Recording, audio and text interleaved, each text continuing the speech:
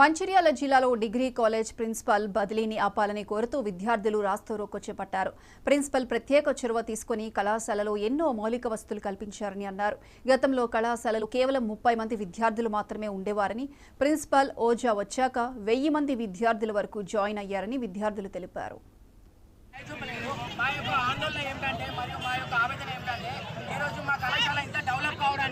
ముఖ్య కారణమైన మా principal sir doctor Jayakrishna Ojha గారు ట్రాన్స్ఫర్ అవుతున్నారు ఎగ్జామ్స్లో.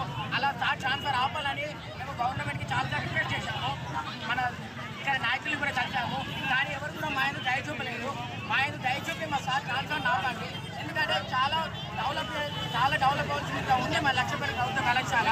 ఇప్పటి వరకు ఇంకా డెవలప్ అయిందంటే దానికి ముఖ్య కారణము మా ప్రిన్సిపల్ సార్ అని మేము మా విద్యార్థులు అందరం చెప్తాము.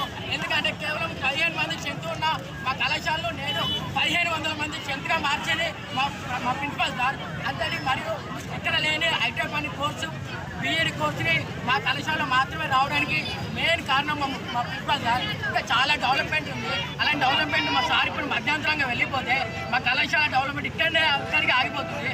మరియు చాలా గిరిజన ప్రాంతాల నుండి, చాలా వెనుకబడిన తరగతుల నుండి మా కళాశాల విద్యార్థులు ఉన్నారు. అలాంటి విద్యార్థుల కోసం మా ప్రిన్సిపల్ సార్ మాకు కావాలి.